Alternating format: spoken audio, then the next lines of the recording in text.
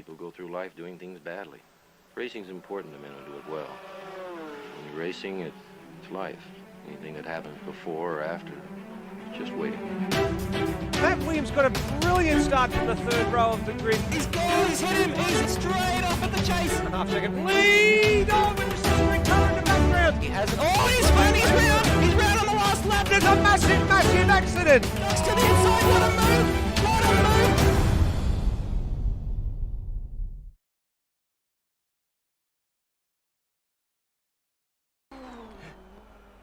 Good evening, everybody. Welcome to Automobilista Australia and welcome to round 10 of the Australian Touring Car Championship. Coming to you tonight from the beautiful, fantastic Sydney Motorsport Park. I'm Chris Kiwi Riddell, and with me, as always, Michael Floody Zalavari. Good evening to you, sir. Good evening, Chris. It's great to have you back. Now Yes. I can sit back and watch instead of having to worry about the stream. That's also a positive, yes. And it's a great night to be back too, because Sydney Motorsport Park, it's going to be absolutely fantastic. I love this place. Oh, I kind of don't. Oh, okay, I have mixed feelings about this place. As a racetrack, the racetrack's actually pretty cool, but I don't know. I'm not. It's not one of my favorite places in Australia. Not one of my favorite tracks in Australia, but it's all right. It's certainly no Winton. Yeah, that's fair. Yeah. Or on the other hand, it's certainly no. What's a universally liked track? Barbagallo? Yeah, I think so. Yeah. There you go. That's my thoughts on it.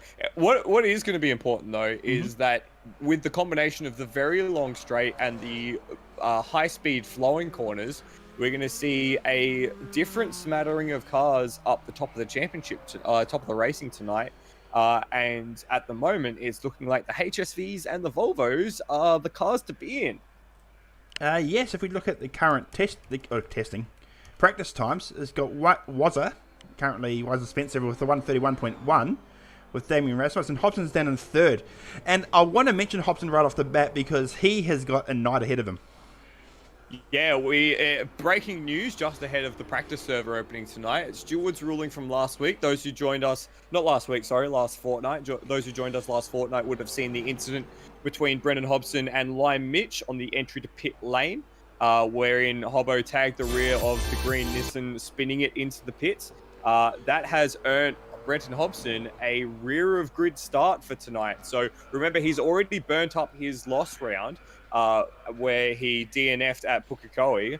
So this means that he's going to have a big night ahead of him, and even bigger considering we have 26 cars on the grid for tonight. So that is a big challenge for him to be able to get through the field. Yep. Now, I didn't get a chance to watch last week's racing. Was that justified, what happened to him? That rear of grid start? Look, there was a few mixed opinions. Firstly, Lime Mitch and both Brendan Hobson, they talked about it afterwards between themselves, and they both decided that it wasn't too much of an issue.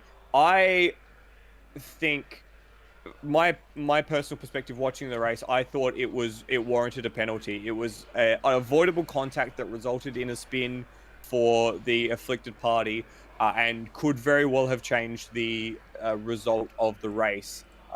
Lime Mitch was in a very good position there, and had he not been spun, he could have exited the pits in the lead. At the end of the day, it didn't matter because Mitch made his own mistake later on, but it could have changed the shape of the race. So in my opinion, I'm not one of the stewards, but in my opinion, the penalty was warranted. Okay, fair enough then. But it's got your favourite hashtag now, championship implications. Yeah, I love it. Championship implications. Yeah, so this is going to be, as far as rear of grid starts though, this is probably one of the better ones to have, especially considering you're at a more flowing high speed track. And if we look to where Will Devonish is, he's only sitting in 7th. We've got the points up on screen now. 4 points separating the two championship protagonists at this stage. So and that's off the back of Will having a shock around at Sandown, which we knew was going to happen. So 4 points at the top.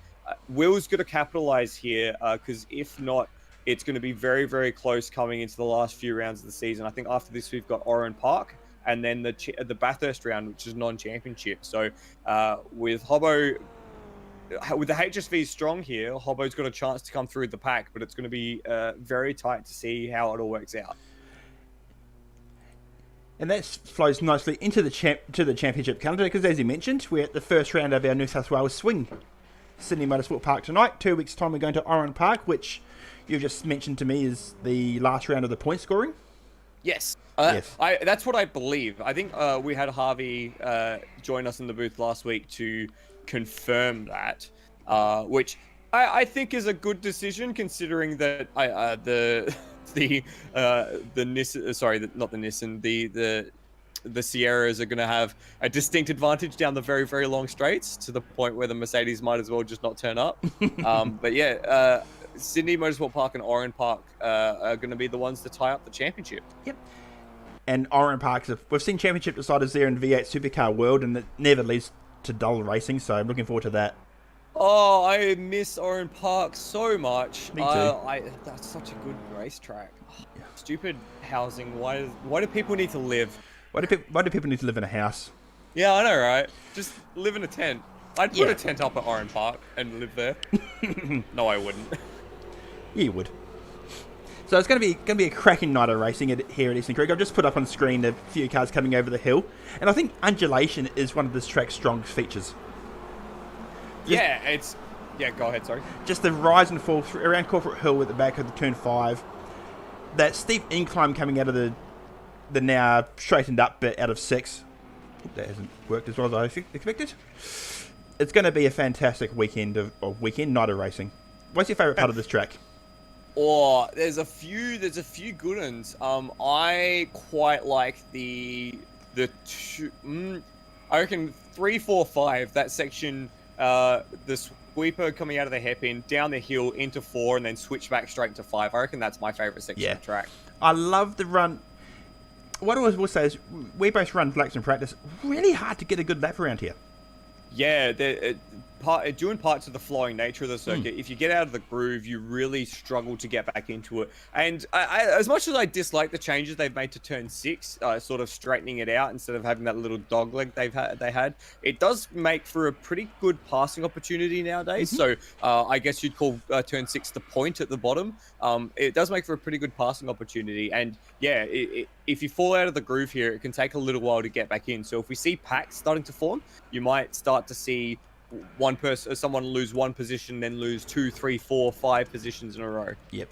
So qualifying is about to start with 26 cars. This is going to be absolutely insane. Let's bring it up and see what we can do. Here we go. So we've got Scotty Nolan at the head of the queue, first to make his way out of the pit lane. Let's jump on board with him when he does get going, and we'll see what the track looks like from his point of view. Turn 1 here is going to be interesting off the start as well. These cars can almost take it flat, but not quite.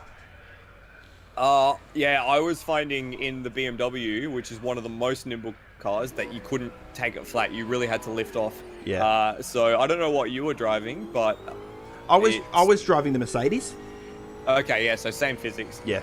Yeah, so you can almost take it flat in those cars, and then you think about the Sierras and the HSVs, they're going to be lifting off quite aggressively to get through there as Nolan comes through turn 2. So it's going to be, you really have to bury your foot there to try and keep the pace in the car. It's kind of scary. It's really scary, actually. Then you got a bit of a blind crest down into what's turn 3. That corner is actually quite deceptive as well. Don't know when to get on the throttle. This corner, though, you can carry a lot of speed through because the exit curve is so generous. Yeah, and I kind of hate that they've done that. They do that a lot of places around Australia now. Sandown turn 1 comes to line, and then this is the turn 6 that I was talking about. Big curb on the inside. And there goes but I kind of like having the grass on the exit there. Now this is Corporate Hill, and the run into 7 into the hairpin. Yeah, this is absolutely beautiful. Hard on the brakes just before the 50. Get it turned in. Hold off the throttle for a long time. It's a really deceptive corner, that one. It's well banked as well. And then the last technical section coming up. And I think they've actually narrowed this part of the track as well. So this is a double apex through, I think it's 10 and 11 or 11 and 12 to bring you back onto the back straight. And I'm pretty sure they've narrowed the middle part of that corner. So it's really now a proper double apex. But we'll stay on board with Scotty Nolan because he will be the first one to set a lap time. He's got the lights on as he comes into turn 1. Yeah. And there's the lift. So a long lift there, a lift from about the 100 board. And uses all the road. And then hard on the brakes for 2. He's done that nicely. I could never get that right in practice. Again, a long hold off throttle, and away we go now. Full throttle for the short shoots through 3. Up over the hill. Been a pretty tidy start for him. I wouldn't be surprised to see him being a bit more risque through turn 1 next time around. Maybe 29 flat to the first sector. That's pretty good. As we come through turns 4 and 5 now, using all of the apron, and now tightening it up for turn 6. Yep. Past the where the Brabham circuit goes. Very nice through there. Very smooth. Didn't make any steering correction at all as he comes through turn 7. Now this one's also almost flat, so you want to go through there as fast as you can, but too much and you'll just oversteer the car as you come through the hairpin now. Again, very smooth. No steering correction at all. 105.7, and he's got the fastest, second fastest first sector at the moment. Wayne Spencer's just dropped in ahead of him as we come through the final complex of corners now. I think got a bit wide there through second to last corner through turn 10. Beautiful use of the curb out of 11. This should be a quality time to start. It's a long run as well. We're going to see him slipstreaming throughout the night, and he comes across the line at the 131.5. That's a great lap. In fact, that's not too far. That's in fact Scott Nolan's best lap of the evening. So well done, Scott. He sets the first benchmark, and now I'm going to find Wayne Spencer, and he slots into second. We've got a string of cars coming through now. Termo's jumped into third line. Mitch, fourth. They're in the 32s. Yep, I've got Mike Colston on stream. Good to see him back racing tonight. Yeah, welcome back, Saudi Camel. Who else we got? We got Brian Walsh back in the Bro Walsh Mustang. Yep. Brendan Ross back in the Mercedes, and who else we got? Manuel Centino's back in. Peter Suraj making a long-awaited return. Scott Morrill in the MHRT HSV. Not the HSV, the Holden, rather. We've got Nathan Higginson on stream now. He's having a run around tonight. Yeah, it's good to see Higo in. We normally see him in the chat, so it's good to see him off the chat and in the race for a change. Yeah, you're going to keep the chat nice and boring, which is not a bad thing.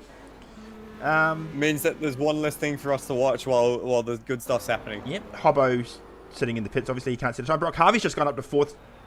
Beautifully liveried car, 132.166. Good lap from Brock. So yeah, anything in the 31s is going to be extremely hard to beat. So Scotty if you're Nolan. just outside the... Yeah, so especially from Nolan. He's actually purple to the middle sector as well, so Nolan could improve here. He has. 3/10 up. Wow. And then we got Wayne Spencer coming across the line as well. And he improves, but not by much. Luke Rosella actually has jumped into second place in the Volvo. He's on a 31.6, so just ahead of Wayne Spencer at the moment. And he's up. He's well up on his PB. 4/10 up coming through the final sector. But he's got traffic. He's got traffic in the form of Luke Joyner, who bails straight across the road and almost cleans up the Volvo. That's really unfortunate for Rosella, who was on an absolute heater coming through the final section of corners. And Damon Rasmus has just gone to the top. Oh, wow. What a lap from Braza. I don't know if that's a great nickname. Luke Rosella, yeah, he's still 2/10 up on his personal best, but no. Yeah, he was 4/10 up on his PB, though, going into the final sector. So he really got held up in that last section. Oh, Scotty Nolan. Around. Scotty Nolan has spun it around as well. So 4 minutes to go. This has been a frantic session already. Yeah, and because of the length of the track, it means that you get less chances to get a good lap in. So we're already seeing people start their second runs. If you want to start a second run, you probably need to be doing it now. You got the likes of Ozrob and Scott Murrell still haven't set their first lap yet. Just scrolling through the field to see anyone on a hot lap at the moment. Ozrob's just started his flying lap. There he goes, his first flying lap. Yeah. It looked a bit slow through the turn 3 there, so I don't know if this lap's going to be the ultimate best for him. We'll see him through the first sector any tick of the clock now. 8/10 down. Will Devonish also hasn't set a lap, interestingly. He has come out of the pits though. So he'll be... Yeah, and he's on a hot lap now, so... Okay. So we'll go down to him now. Scotty Murrow also hasn't not set a lap yet. He's still trying to get through a lap without cutting the track, I think. Well, because that's one thing. Because the short shoot is a thing you can do. I mean, not legally, but is not walled off or anything. So you can cut a track by some significant margin if you really want to be Hasty. But I think that'd be very well. Ooh. What was that noise? Lime Mitch has jumped up 4 spots into 5th, so he's in the 31s now. Mm-hmm. So that's 5 cars in the 31s. Yep, just got Will Devonish on stream. He's coming into turn 8, but there's a lot of traffic ahead of him. One of those cars is, in fact, Scotty Murrell. Sid Goose in the Volvo. And Sid Goose as well. So that's a newcomer this weekend. So good to see another driver grace this series. Yep. Just going to stick with Will for a minute because he is 3/10 down to the second sector. And he could get a nice tow here from the MHRT Holden ahead of him as they come onto the main straight rather. He's been pretty smooth. Sector times were 3/10 away from the outright pace, so he could feasibly jump quite a way up the order, and he's just outside the 31. So yep. 32 flat for Will Devonish sees him slot into 7th place. Indeed does. We just see Hans Brunswick go up to 8th place. Good work lap from Hans. As he's going with it again and makes contact with Dane Liccardo. He was trying to tell Dane to shut up, but I think Dane had every right to be there. There we go. Got it early for you, Dane. He's going to love that. Steve Bolger is the next one across the line. Currently in 10th place. Doesn't improve this time around. With 1.5 minutes to go, this will be his... Everyone's starting a flying lap now. Will be doing their last lap. Yeah. Scotty Murrell is currently in 11th place. We'll see what he's done to this timing sector. He's just coming through a lot of curve as he comes under the Sydney Motorsport Park bridge out of Corporate Hill. I love the shot of them coming up over that hill. That's great. It's such a cool shot, isn't it? Just really exaggerates the elevation change. Mm-hmm. And they're coming through the hairpin timing sector just on the exit of this. Ooh, a bit of a tank slapper, but he holds it. He's 3/10 up on his personal best, but still a second down. So that should put him potentially inside the top 10. Oh, no, he's gone very wide there. So I don't think... Will Devonish behind him has also been held up. Scott Nolan's just jumped to the top of the times. A 31 flat. 31.013. Scotty Nolan. But Damien Rasmussen's going quicker this lap around. Purple to the first sector. Well, we'll get down to Rasmussen. We'll see what he can do. Out of those two, Scotty Murrell stays in 11th. And Devonish... He actually jumped back up to 11th. Sorry. And Devonish is in 7th still. So no improvement from him. Mike Coulston's just coming across the line now. He doesn't improve. Very slow middle sector for Mike. Brendan Ross will be the next one to come across. We've got 10 seconds left on the clock for qualifying here at Sydney Motorsport Park. He didn't... In fact, he got a track cut that time around, did Brendan Ross. Steve Bolger's going to be the first one to hit the line, hit the checkered flag. While you call him over, Damien Rasmussen is 5/100ths down on ultimate pole at the moment. Coming through. Oh, very, very close. Bolger stays 10th. Glenn Miles is going to come across the line next. He stays 23rd. We've got Brock Harvey and Lime Mitch in the pits as we've got Nolan coming to the line. No, that is Rasmussen. And he's 1,000th away! Oh, wow. Whoa. That's crazy. Incredible.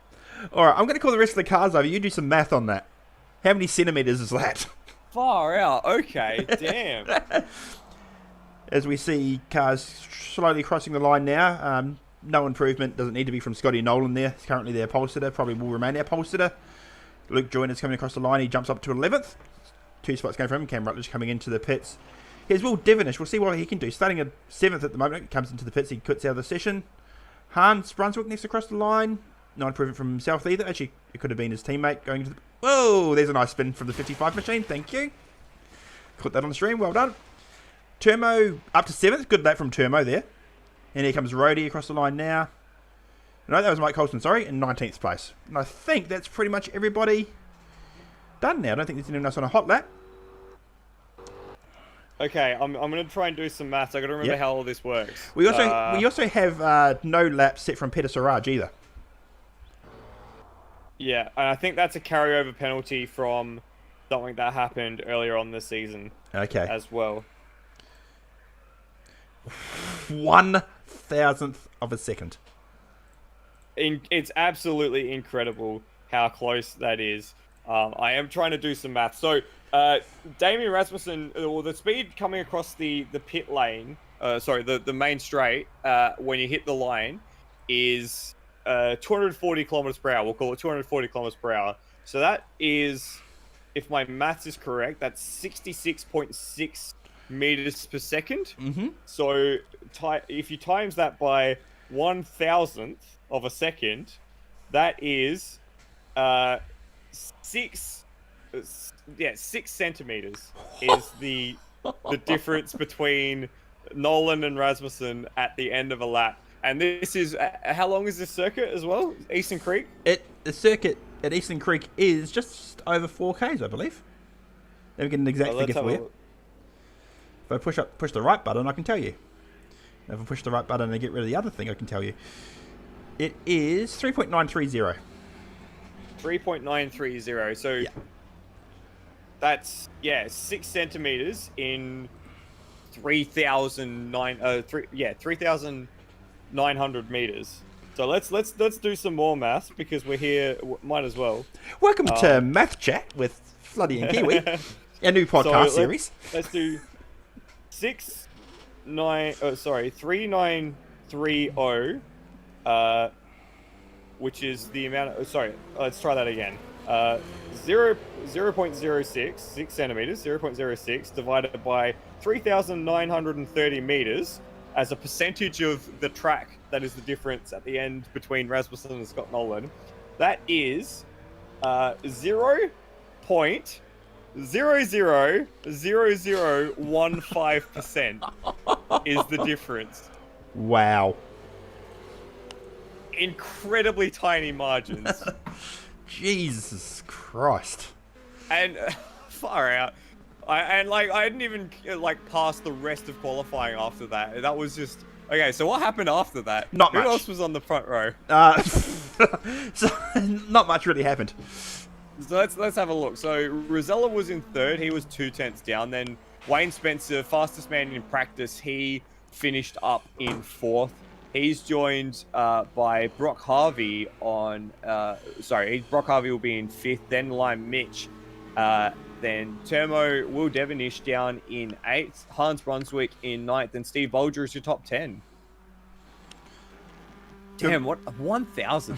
1,000th of a second. That is... Wow.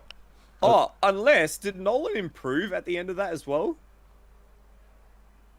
No, I don't think he did. Well, I'm looking at the qualifying results now, and it's got Nolan listed as a 30.8, so he improved as well. So after all that, it wasn't even that close in the end. I thought it was. Maybe I missed something. Maybe we missed something in the excitement of 1,000th of a second. But either way, Nolan on pole. So it's it makes no difference, does it? So it's a Synergy Sim 1-2-26. Yeah, I think Hobbo might be a bit steamy about that, actually. So I think today we're going to see a perfect Hobbo strategy of pit early and then try brain the field. Yeah. Yeah. We saw him do that plenty of times in TCAC Retro, TCAC four-wheel drive, front-wheel drive. He does do that strategy quite well. Mm-hmm. Now, tyres here I think are going to be the big talking point. Yeah, I don't know how you felt about tyres while you were running some practice laps, but I feel like the front right is having an awful time. I agree with that. I do wonder whether... We haven't seen it all season. I do wonder whether this might finally be someone where your two-stop might work. The problem is you'd have to be making up seconds a lap because the time you'll lose in the pits here is going to be astronomical. This is true. 40 k's an hour. Yeah, so you've got a much lower speed limit and you're basically comparing that to peak speed down the main straight. Yeah. So it's hard to see. It'll be a tough decision. I think some of the heavier cars like the Sierras might have to. I know that Brock has had tire wear problems in the Commodore. In fact, we can ask Brock. Brock, are you planning a two-strop? We're keeping the option open, mate. That's a yes. Yeah, so we're kind of planning for one, but I wouldn't be surprised if we have to go for two as well. Yeah, fair enough. That'll be all three of us, so yeah. Yep, fair enough. So, yeah, I wouldn't like to be having to commit to a 2-stop. Let's put it that way. Not at all. I just had Rhodey on stream there. Rhodey coming fresh off a really good performance at the Road Atlanta 10 hour with myself and, bragging time on Forza. Nicely done. Is that with Tora? Yes, it is. How'd you guys go? Did you top the bottom split? No, but we kept it clean, gained a few spaces overall. We're actually the best prototype in the team. Oh! Nice. Well, they had some few disconnects, but... Oh, well, that's a shame. And I kept it clean. I didn't kill too many GTs. Although I will say, passing into the S's on prototype on GT, passing into the S's, no bueno. No, that's not a passing opportunity, Kiwi. It's not. I made it one. Once. Oh, God. And also going 3 wide through 10A and B and having car cut across as you're going into the pits is also scary. Yeah, you don't say. Road Atlanta, what a beautiful circuit. Yes. Just had the GT. No, the Porsches there. Oh, we didn't have the GTs there. We had everything there in the past few weeks. It's great. Yes, and there's real life racing there in a few weeks as well. Yes, with Petit Le Mans, of course. Clashing, as always, with the WEC finale, because you'd think the two biggest sports car organisations could have a conversation at some point, but apparently not.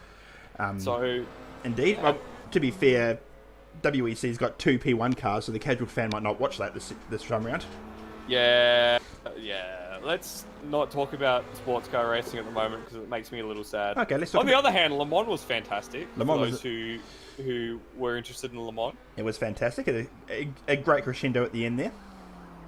Yeah, really interesting finish. And of course, next race we're going to talk about is the Bathurst 1000. Yeah, that's all happening at this end of the year, isn't it? Yes. So Bathurst is coming up as well. So we'll do our regular preview on Endurance Chat, having a look at the track, the event, co-drivers, picking winners, more likely picking losers accidentally. And this is what we do best, right? Best is subjective. So yeah, that's all to come on Endurance Chat, so make sure you keep an ear out. We'll plug all the plugs in the nodule pluggy places. But in the meantime, it's almost race start here for 50 minutes at Sydney Motorsport Park, round 10 of the AMS Oz ATCC Championship, run by TCAC. Yep, we have 27 cars taking the grid because Scotty Nolan, is starting 27th. Nah, he shouldn't be. That's a weird one. It's shown up in timing as starting 27th. Will Devonish as well has shown up as starting 26th. That's not peculiar. Right. That is very peculiar. I'm just waiting for the cars that's still in the pit. Okay. Yep. We've got Will becoming a server administrator, and he's probably going to reset those grid slots and restart this session. So we'll just hold tight while please hold. Your sim racing is important to us. Is it? Well, maybe. We talk so highly of this series, don't we? We do. No. This series is fantastic fun. This is true. We have Tim Redmond in the live chat saying "Go Hans." I'm sure he will appreciate that. I'm sure he will. The Hans fan club is full on. Now, Daniel Cox is asking, is Licata racing the Volvo in qualifying? Kupasa? I don't know. All right, let's try this again, shall we? Second verse better than the first, to use a stairsism. But Will Devonish is still sitting in 27th. I wonder what's become the cause of that. Maybe I'll let you call them coming onto the grid. I'm going to do some investigating. I wonder if it's just a case of him going, let's make this championship fight interesting. I doubt it. So here we go with the cars making their way out into the grid. Synergy Sim 1-2 up the front with Scotty Nolan and Damien Rasmussen at the point. Third place when he gets here will be Luke Rizzella in the Volvo. Good to see a Volvo up here. Because we never saw the Volvo race here in real life in Group A. They're only here for the 1 year of Group A regulations. And there was, usual top four, John Berg, Ben Seaton, Jim Richards, and others. Tony Longhurst and John and Mark Scaife, of course. And we're about And ready back. to... Yep. So apparently, as it looks like Cracker hasn't made it out to the grid. Apparently, Devonish got booted from the server, and it didn't actually allow him to get back in until too late. So he is starting alongside Brendan Hobson at the tail of the grid. But we'll go from the head of the field. Yes. We'll start off. Scott Nolan set a 30.8 in the end to go pole in the Synergy Sim Racing number 18 HSV. He has teammate Damien Rasmussen, who at one point was separated by 1/1000th of a second between the pair of them in second place. Luke Rosella leads off the Volvos in third, and then Wayne Spencer up there at the top with fourth place. Brock Harvey in the MHRT number 29 car is out of fifth place, and he has Lime Mitch for company out of sixth. Termo in a HSV is out of seventh place. Great qualifying for Termo. And Hans is the second of the Volvos out of eighth. Steve Bolger is now up to ninth, with Devonish dropping to the tail of the field. And he has Luke Joyner completing row 5 with him. Ozrob is the second of the Nissans out of 11th spot. And Scott Murrell is sitting in 12th place in the top half of the field. Big field tonight. Cracker has made his way to the exit of pit lane. He would have taken the grid in 13th, but he'll be starting from the pits. Matt Cecil out of 14th. Dane Liccardo, good qualifying result for him in 15th. Cam Rutledge in the Sierra, I think the first of the Sierras, out of 16th. And then Brendan Ross out of 17th. Mike Coulston, welcome back, Saudi Camel. He's in 18th. Brian Walsh is the only Mustang in the field out of 19th. Nathan Higginson joining us tonight. He's in the Ringer Commodore, the blue one, which makes no sense. Rhodey is out of 21st position tonight. Glenn Miles, 22nd. Manuel Santino out of 23rd. Sid Goose, the Volvo Ringer car for tonight, is out of 24th. Then we have those who didn't qualify or lost their qualifying. Peter Siraj, Lewis Wedding, out of 25th place. Championship leader Brendan Hobson out of 26th. And his direct rival out of 27th place, Will Devonish. They are going to be in for a long and trying night, while the guys at the front have the clear air ahead of them. This is going to give Lime Mitch a chance to get back in it too. Certainly. He's very much taken residence in the fourth place of this championship, and it would be great to see him really make a push for the top three. And of course, Scotty Nolan as well, sitting in third. So, yeah, really, really good opportunity for these guys at the front, and they need to make the most of it tonight. Yes. So just waiting for the last few cars to grid up, and then we'll be underway. Who's your pick tonight? Who's your pick? You know what? Rasmussen. Damien Rasmussen, I reckon, from second place. I'm going to go a bit out of left field. I reckon Wayne Spencer's going to break through. Ooh. Ooh, we're about ready to go.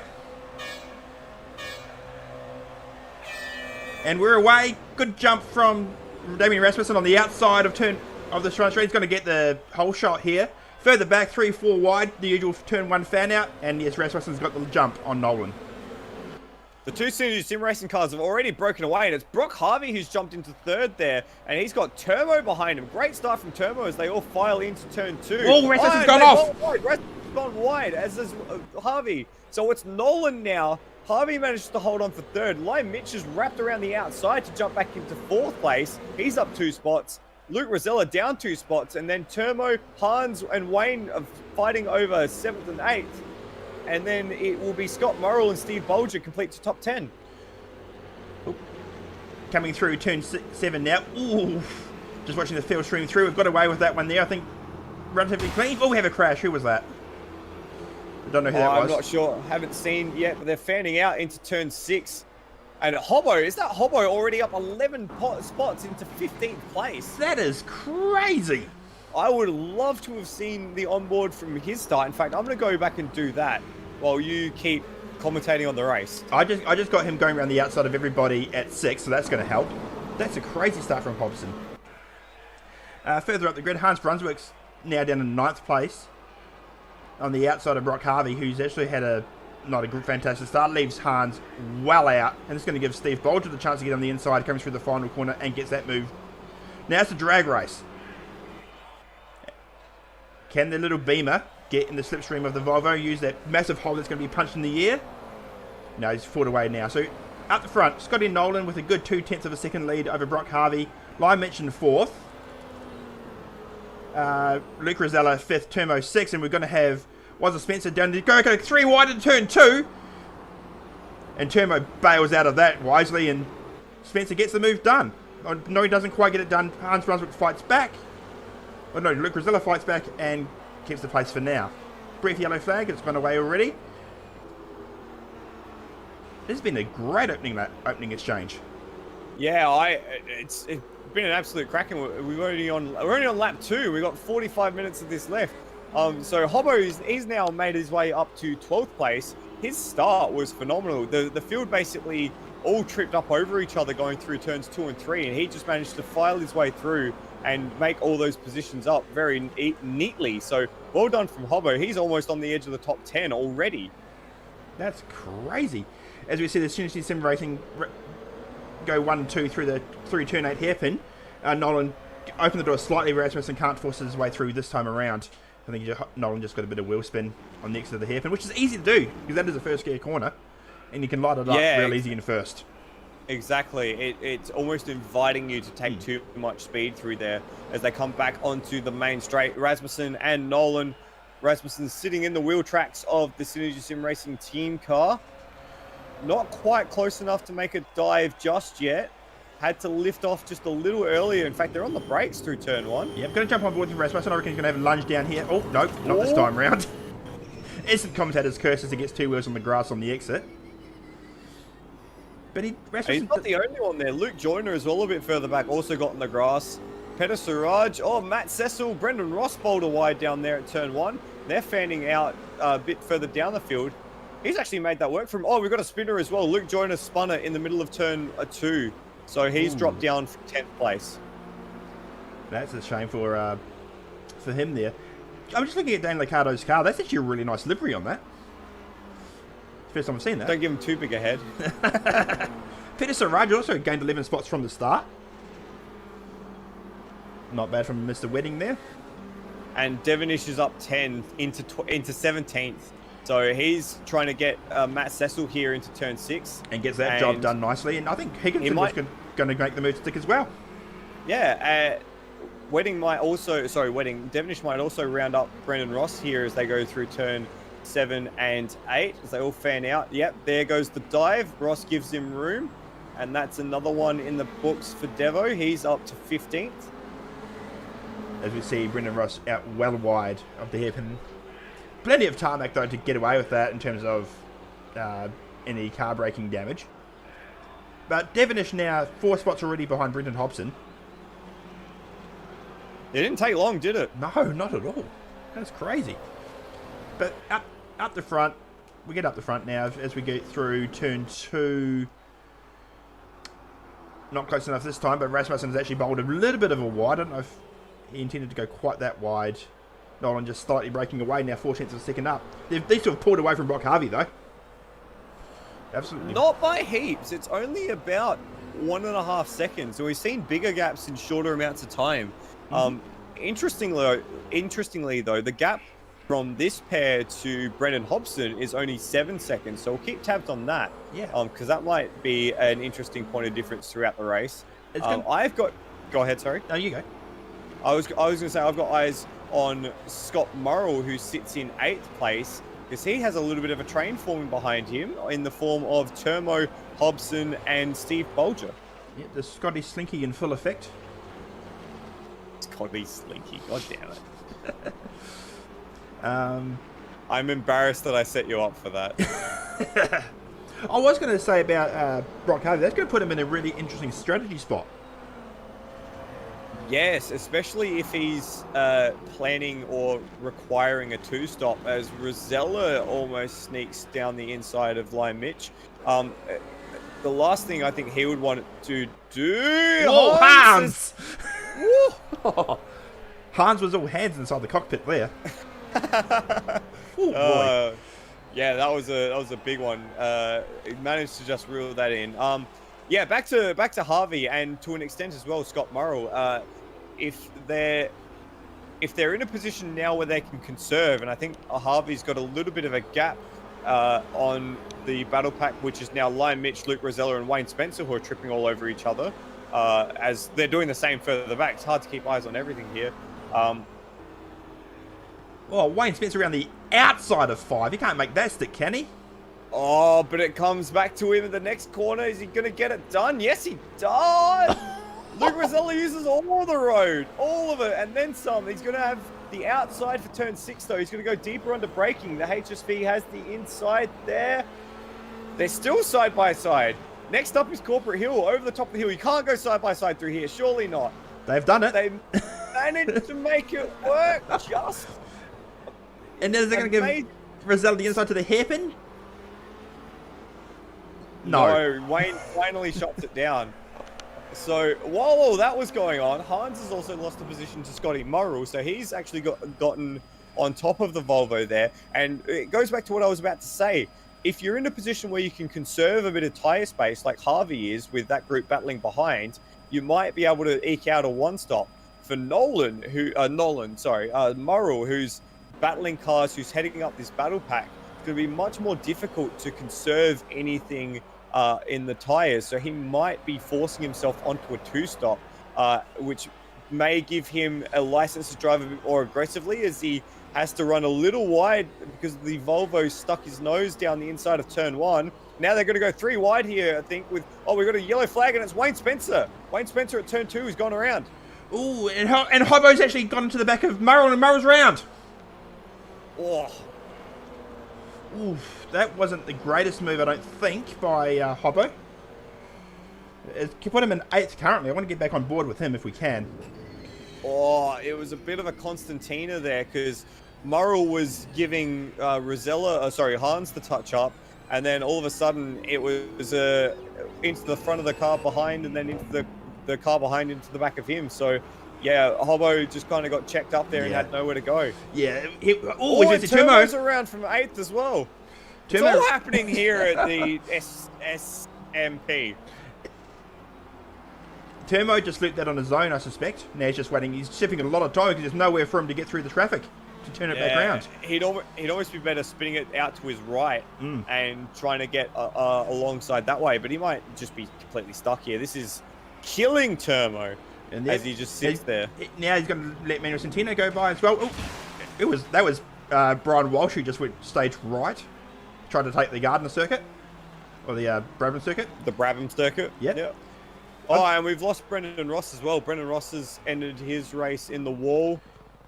Oh, pass for the lead. Rasmussen on the inside of Nolan through turn 2.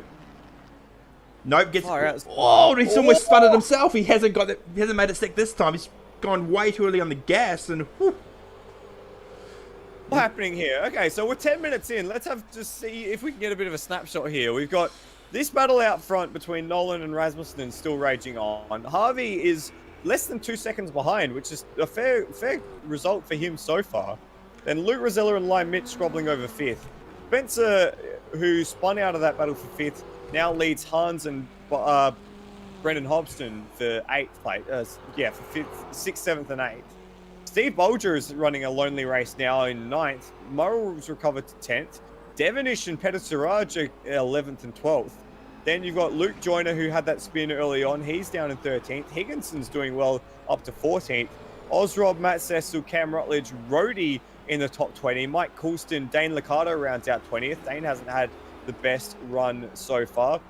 Manuel Centeno, Cracker, Glenn Miles, Brian Walsh, Sid Goose, and now Turmo down to last place after his spin.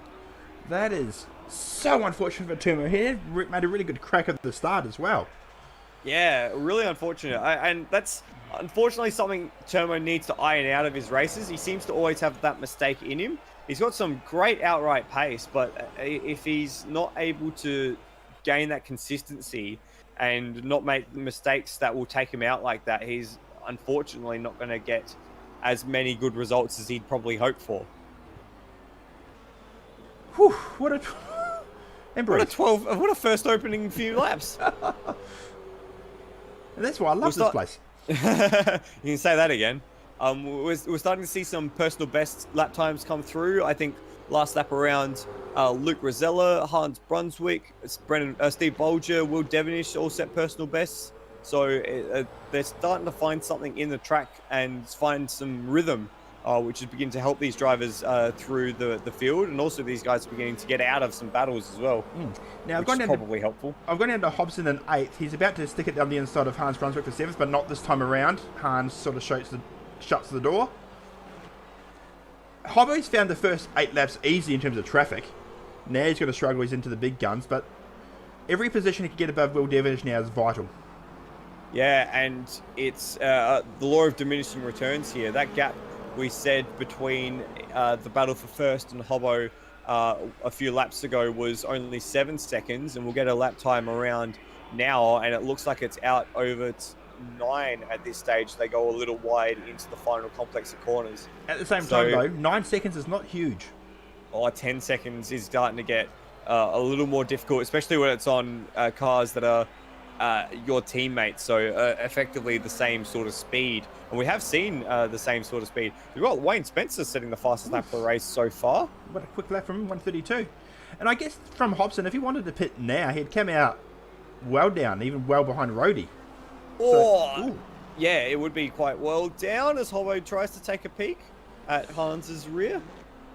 Anyone in chat got anything to say about Hans's rear? Actually, I shouldn't encourage that. You definitely shouldn't, especially not with the fan club in the chat at the moment. Yeah, Wayne Spencer. So I think Lion Mitch has made a mistake somewhere last lap, because he's on the inside of turn 5. Wayne Spencer's done that again. He's wrapped around the outside there. Well done. That is. I'm going to try and bring that on replay because that was a brilliant move. He hit him on the inside previously. So yeah, and then too wide. Just, I think Ryan got into a bit as well, and yeah, just outdrove him using the very liberal track limits we have here tonight. As Hobson now makes it down the inside of Hans. But it's not quite done yet as they come down into the final complex of corners. They're going to run side by side through the the right-hander rather. And now here's the double left-hander. Now, if Hans can just hold Hobbo high there, he can close the door, and he's done exactly that. Great defensive driving from Hans. We've got a yellow flag on the main straight, and it's Brian Walsh who's in the wall on the entry to pit lane. And there he goes. He's going to hit the pit lane wall. He's done a BMW at the Nürburgring. Straight into the pit wall. Oh, Brian. Brody. 9th and 10th at the moment. Steve Bolger, Scotty Murrell. That's getting tasty. Yeah, the BMW is struggling with the straights, of course, being severely underpowered compared to the rest of the cars. But Bolge should be able to stretch a little bit of a gap through this section here, the more flowing corners.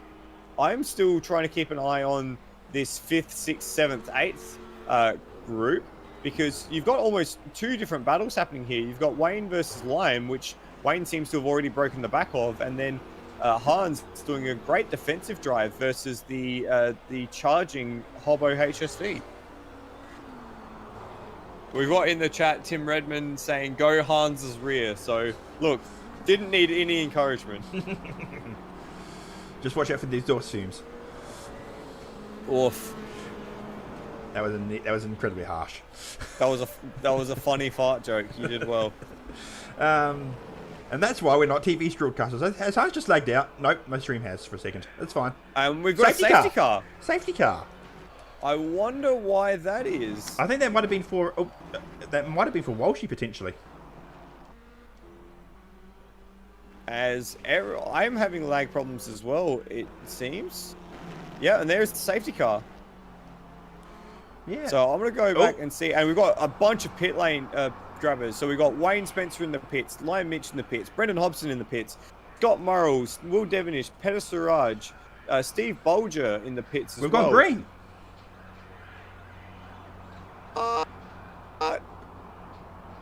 Surely we have. I guess. No, yeah, so the green flag is for those coming into the pits. Okay. Wow, you had me in shambles there, Kiwi. Well, I'm just watching cars in the pit lane now, so half an hour to go. It's possible. Hobbo's gone through the pits. I wonder if Hobbo's forgotten to change his tyres. That's too quick. That's too quick for Hobbo. Liam Mitch is coming out. Yep, Brock. Sorry, just ahead. We'll do in this lap. So Yeah. our front right is completely rooted. Already.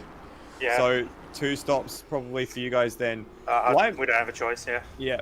Lion Mitch jumps out ahead of Wayne Spencer. Will Devonish jumps out ahead of Hans Brunswick. That's huge. Ooh, that's massive. Oh, not quite. Sorry, Hans didn't come through the pits. I saw the one of Scott Murrell and I got that confused for the Volvo. So that's on me. Apologies there. Meanwhile, Rhodey and Glenn Miles are undertaking some Nürburgring 24 pit strategy in terms of pitting on top of each other. Hot. Excellent. So that, Hobbo's pit way too quick. Way too quick. There's no way he should be able to have done that. He came in behind Lion Mitch, and the gap between them now on track is 20 seconds. too much. Yeah. Has Hobbo just done fuel? Why? He can't possibly have done A mistake. He could have done made a mistake. He can't possibly have done. He can't possibly be expecting to get to the end on just tires. He's coming in now. Fuel, and he's coming in again. I think that might be a little bit of a plan as well, because he's come in with all the guys who didn't come in the first lap around. Nolan Rasmussen, Brock Harvey, Luke Rosella, Hans Brunswick, Brendan Hobson coming in again. Well, that makes sense, I suppose. If you're going to one stop it, give it as long as you can. Well, yeah. What he might do here is he might jump all these guys because they'll be having to take fuel and tires. So he might have played a masterstroke here. We'll keep an eye on him now. Oh no! We've got an accident. We've got an accident coming out of turn 1. Yeah? What's happened? It's I think Sid Goose, who's come down the main straight, hasn't seen the safety car train, had to slam on the brakes, and he's just nicked Dane Liccardo. That was a bit amateurish, I must say. Yep, just caught that on stream. That's not a fantastic moment, unfortunately. Now, I want to get down to... Scotty Nolan and David Rasmussen coming too wide out of the pit lane. Now, this will be important here because they're going to file out behind some of these guys. Steve Bolger, Ozrob get through. Then it's Rasmussen, then Nolan, then Brock Harvey, the pair of Ecurie Brunswick machines. Hobbo, he might get rounded up by... He did get rounded up by Rutledge. Cam Rutledge, yes he did. So if that was a masterstroke, it wasn't a very good one. He's down in 19th. Oh, yeah. Well, it hasn't worked out nicely for him, but at least he's got his teammates around him to maybe push through the field together. Yes, but they haven't said that they're up in 14th or 13th. So, does your live time entry tell you if the top 12 have pitted? It hasn't told me that anyone's pitted, which is a bit surprising. Because currently we have Nathan Higginson out in front. Yep. I'm assuming he's not pit. No, the top 3 haven't pit. So we'll take you through now while we're under safety car. Yep. Let's have a look at the field. Higginson leads, Cecil leads Liccardo. They have not pit. Lion Mitch is the first one to have made a pit stop. Then it's Termo. I'm pretty sure Termo hasn't stopped yet. Because there's no way he's gained that much. Then it's Wayne Spencer who has pit. Will Devonish, who's up to 8. That's a big gain for Devonish. Scott Murrell, Peter Siraj, Luke Joyner, Steve Bolger. All these guys have now pit. Ozrob, Rasmussen, Nolan. Rasmussen and Nolan, they were the lead battle. They're now in 13th and 14th. So they've lost out quite a bit, as it looks like we're going green. And Higginson's backed everyone up on the main straight. This is going to be a mess. Well, he's perfectly entitled to do that, as the rest of the field comes out of that final corner way too fast. Lion Mitch is asking himself a 10-second stop and go. And that will be because he's overlapping before the at the pit lane or something, or someone's coming to the pits. It's one of those AMS things. There's still more people coming in. And we're away as we see... We've got a safety car again? Safety car just got called again. Oh, is that because people are going so slow down the main straight? Couldn't tell you, mate, but it's just gone full course caution again. Oh, brilliant. Okay, so that might give us a chance to figure out what's happened to Lime. Oh, Rhodey coming in hot. Whoa. Just caught Rhodey on a replay coming in hot, nearly drilling the Texaco Beamer. I thought it might have been something that happened at the back there, but no, there was no contact. It was just a mess. So I think maybe Higo needs to be told you can't quite go that slow. You'll break the game. Perhaps. Okie dokie. So let's see if we can get through and figure out what's going on here. Yep. Tim Redmond in chat. I'm genuinely confused right now. Get in line. There's a few of us like that at the moment. This is a bit of a head scratcher, but it's going to lead to a interesting last 28 minutes. I think. Well, what this might do is this might play a bit of a free kick to the likes of Brock Harvey, Scott Morrill, the Commodore runners, because they're all of a sudden they're getting a lot of time back for not too much racing, which is kind of nice. Yeah, they could. I reckon the two-stop might be out the window now for those guys. What do you reckon, Brock? You gonna escape the two-stop? If we've got 10 more laps left, we might be able to do it. But if it's any more than that, we're going to be in trouble. Just go faster. Is the safety car in this lap? No. So yeah, we'll have at least one more lap under safety car, which is a bit of a shame. Yeah, I wonder what's going to happen with Lime though. That's certainly not a penalty he should have earned. Yeah, the thing is, he has to take it, otherwise he's going to get black flagged.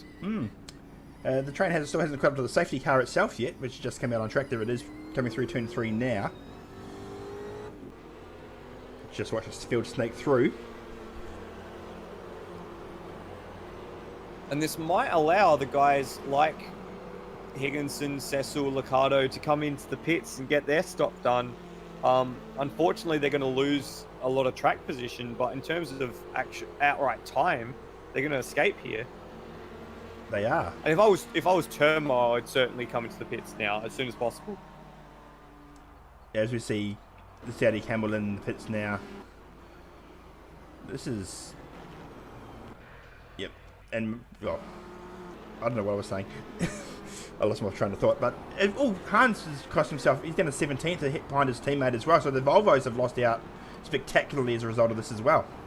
Yeah, so remember, we said that the lead battle, Rasmussen and Nolan, they'd lost 12 positions down to 13th to 14th. You know, then Harvey, Rosella and Brunswick, they were the next group to lose out there as well. And somehow Hobbo's actually been given the position ahead of Cam Rutledge, which is really weird. Don't know how that's happened. Down in 18th place, that's yeah, he's got a fair bit of work to do. He does. And there aren't going to be that many pit callers in front of him, especially early on, so this could be a bit of a messy restart with some angry drivers at the back there. So he's going to have to do it all again. So it looks like we're going to have one more lap under the pace car. I've just got a NASCAR-y. Under the pace car here at Sydney Motorsport Park. As we see, third place Dan Liccardo now make his way into the pit lane. Smart man. Get it, gay. Why not? If there's one more lap of safety car, catch back up to the train. Exactly right. And we're about to hit the halfway point of this race. So 15 laps to go. Yeah, okay. Doing a one stop from here is probably slightly optimistic. Green flag next lap, guys. Hey? Green flag next time, bro. Thank Beautiful. You. So let's recap what we've seen so far. We saw a crazy first lap, which saw Brendan Hobson gain 10 positions before turn 3. Great skirmishes throughout. We saw a spin for a few drivers. Wayne Spencer, Luke Joyner had spins. Scott Morrill had a spin assisted by Brendan Hobson. We've seen some crazy racing already. A few intriguing battle packs. Who takes it from here? Are you going to stick with Damien Rasmussen? Honestly, your pick somehow was a Spencer's got himself in the pound seat, I suspect. I'm on board the Wazza train. I saw his practice times. They were very, very good. And he's got the fastest lap of the race at the moment. And he's the best place of the HSVs, which seems to be the best car around here, the best all-rounder. So, interestingly, he has Will Devonish behind him for company. So that's actually a great result for Will, not just the recovery, but the fact that he's managed to get to that position considering the car's weakness around this circuit. Absolutely. Do you reckon the SSR guys can recover? Do you reckon they'll be able to get on one of those cars on the podium? I mean, we saw Hobson gain 11 places on the first couple of laps. I was going to say gained 11 laps. Woo. He's that quick. He's driving an LMP1 around these cars. No, I'm going to say one of them can make it. I'll give you Devonish on the podium as well. There's my top 3. Oh, okay. So Wayne, SSR, Devo. Yep. Brave. I reckon you might be selling Lime a little short, but I still reckon it's going to be an SSR podium. Hey, I just don't know who. My Mitch has to finish 4th, otherwise it breaks all the space-time continuum. It breaks the space-time continuum. Yeah. All right, here we go. Attempt 2. Higginson going a little bit faster, but not by much. As we crawl our way to the line, they're already starting to fan out. Lime Mitch looking very, very longly down the inside of Matty Cecil. And we'll look to get the jump as we go green again at Sydney Motorsport Park, where we've got a bit of a bump draft from Matty Cecil. And Lime Mitch immediately... The Nissans go straight over the wall as they fly through turn 1. It's blue, yellow, and green through the first corner. Then it's turn... Nime! Oh, how did he hold that? He got all crossed up coming across the grass. And now he's trying to make the dive for second place. He's gone very deep, very deep. Everyone's gone deep. They all bowl a wide down there at turn 1. A few of them bowl into each other as well. It's like 8-pin down, 10-pin down there. How will they manage to get through? They're 4 wide through turn 3. And that's Will Devonish. He's dropped a bunch of spots. He's down into 10th. He's got the Synergy Sim Racing cars for company already. Good Lord. That is an amazing start. We've got about 12 cars in the space of half a track or half a corner. So Murrell's jumped up. He's up into 6th now. Peter Suraj, he's into 7th. Devonish has dropped plenty. He's down to 10th. Rasmussen's recovered up to 11. Brock Harvey up to 12th. And then where's... they're going too wide over Corporate Hill. We can't do that. And there goes Brock Harvey around. Oh no, Brock. As they still fly through around the hairpin. There's Matt Cecil's been spun as well. And they're going 3 wide in the exit of the hairpin. This is nuts. Turmo's off as well. Steve Bolger's in 14th. The Synergy Sim Racing car down the inside of Hans Brunswick. There's Hobson up to 12th place now. And we have Synergy Sim Damien Rasmus being tapped by the other Volvo. Now it's the Synergy Sim going 2 wide into the last corner. It's a madhouse here at Sydney Motorsport Park. Here we go. Drag race. Sydney Sim Racing HSVs versus Kiwi Brunswick Volvos as Tomo peels off into the pits. Looks like Rasmussen's going to come out on top, but the question is who's going to get through on Hobbo or Rosella as they fire through turn 1. The Volvo's pushing the HSV through that corner. There goes Rosella. He swings to the inside. We briefly were going to go we're briefly going to go 3 wide into 2. 3 wide on exit of 2. The 55's got the move done. Hobbo gets through. Rosella gets through. Rasmussen drops 2 spots in a corner. It's a madhouse. And at the front, Lime Mitch is to the lead, and he's got Wayne Spencer, Nathan Higginson. Oh, Spencer, he's got the over and under going on Higo as they come through turn 5. He's going to get the move done as well, so he's going to jump into 2nd place. Peter Siraj, oh, he's got a tap. He's around. He's not around. He holds it. Oh, how did he hold that? He was fully locked up as Morrow got into the back of him. Now, Morrow's trying to give him the position back, which has let Luke Joyner through. Look at Joyner. He was backwards at the exit of turn 2 on the 2nd lap. This is mad. This is off the wall. And now we got Nolan on the inside of Hobson for 8th place, I think. Yes, 8th or 9th place. You've got, in the mid-pack there, you've got all 3 Synergy Sim Racing cars in a line and the 2 Ecurie Brunswick cars in a line as well. And now Damien Rasmussen's being passed by the first of those Volvos. Far out. What a restart here. This is nuts. So, crossing the line, lap 17. Lion Mitch, Wayne Spencer, Nathan Higginson still yet to stop. Luke Joyner up 6 spots. He's recovered very well. Peter Siraj up 20 spots into 5th. Ozrob, Scotty Morrow, Will Devonish, Brendan Hobson, Scott Nolan's your top 10. Luke Rosella, Damien Rasmussen, Hans Brunswick, Steve Bolger, Cracker is your 15. And then a few more drivers further down the field. Ooh. This is crazy. Nolan's just tried to send it down the inside of Hobson and outbraked himself. He's going to lose the position to Hobson and Rosella.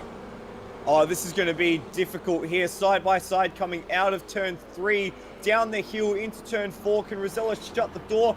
Nolan slides back through. They don't make contact. They both get a little sideways. And Hobbo Nolan, he tries to slam the door. But Rosella's still there as they come into turn 6. Hobbo's having a look further up on Scott Murrell as well. They need to get through. They get through. Rosella doesn't get through. No change. What? After all of that, no change position, but is the Volvo going to send it down the inside? No, he's going to go way. Oh, no, the round, he's cleaned up. Oh, I thought he was going to clean up Scott Morrill there, and he manages to somehow ride it on the tarmac again. I was seeing James Courtney and Alex Premer all over again, but somehow they managed to avoid an airplane crash there. And the end result of all of that, very little's changed.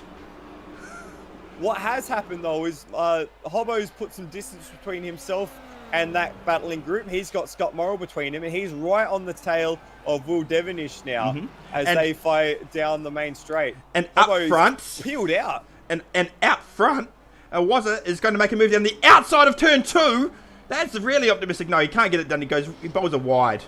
I don't think that was actually trying to make a move as more as avoiding a crash. Oh, I want to see like 4 different things happening here. Peter Suraj has got Luke Joyner right up his tailpipe as well. Nathan Higginson has a huge battle pack behind him now, including Scott Morrill, who ran wide there as well.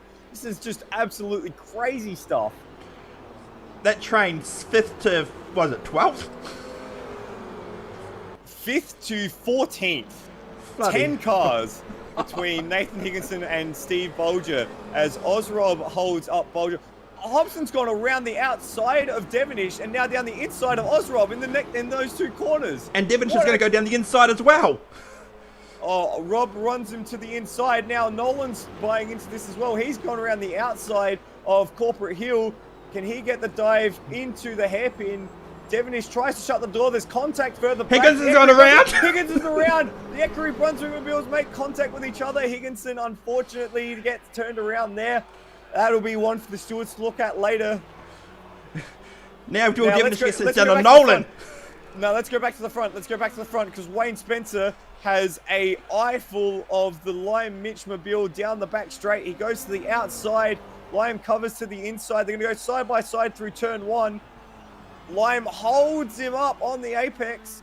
That's really slowed down Spencer.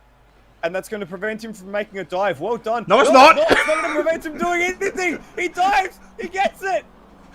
What a move. He's got the lead. What a move. No, Lime Mitch is going to hang around. If he can hang it around here, he'll be... No, he can't get it done. Oh, amazing. 15 minutes left and Wayne Spencer's to the lead. Lime Mitch second place. Peter Suraj, Luke Joyner, Brendan Hobson up to 5th. He's distanced that group massively now. Ozrob in 6th, Will Devonish 7th, Nolan in 8th place, Hans in 9th, Scott Morrill in 10th. Where's Damien Rasmussen? Damien Rasmussen is down in 17th. What has happened to him? He must have made a he must have caught out somewhere because Rosella's dropped a bunch as well. I'll do a bit of investigating. Yeah, do a bit of investigating. It's beyond my replay, unfortunately. Oh, so while we were watching the battle for the lead, it all checked up in the final corner, and it looks like, yeah, Rasmussen got into the back of Rosella and turned Rosella. So Rasmussen gave that back, and that's why Rosella's dropped down. Oh, and Higginson, unfortunately, to go through with his pit stop, I think he's just been picked up for a drive-through penalty as well. So much likely that's speeding. such a shame. That is a shame. Here you go. Okay, 14 minutes, 43 seconds left, and there goes Roddy pulling out the way of Ozrob, who's in 6th place. So, things have started to spread out with this battle pack now.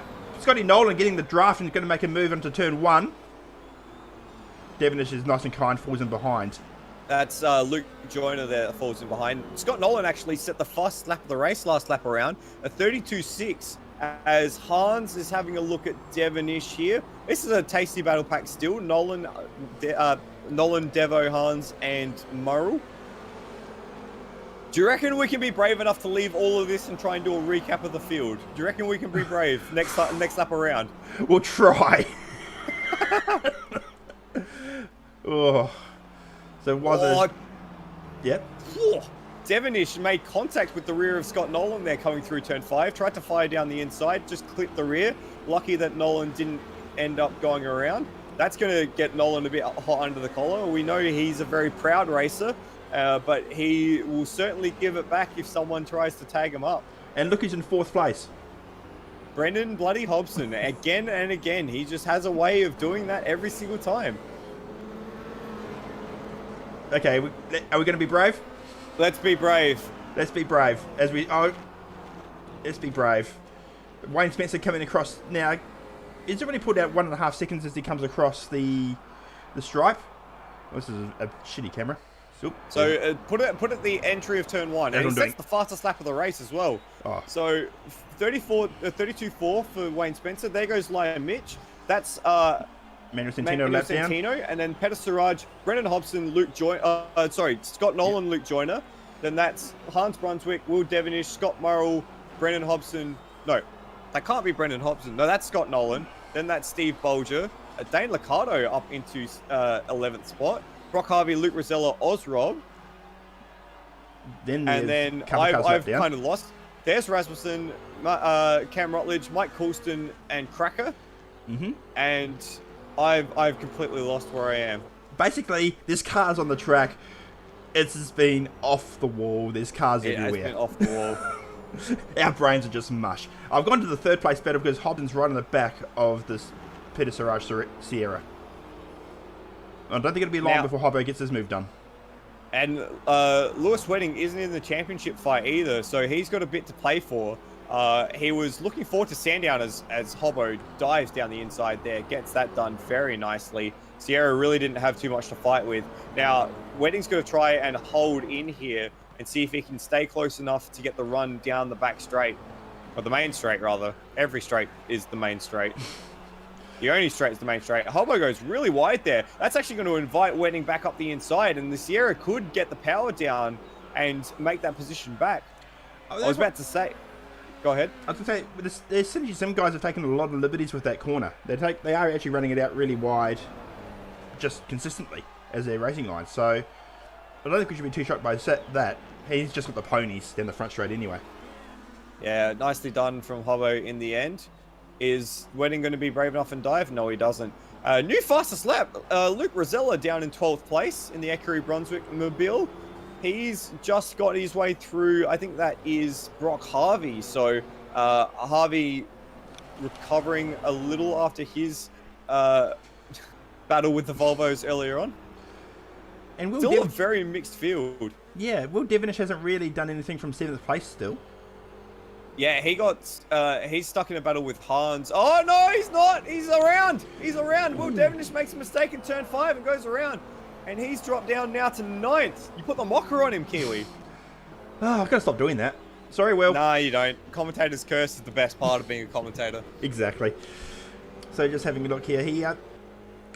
I think he was actually lining up for a bit of him, trying to get close out of 6 to see what I could do, and just overdid it.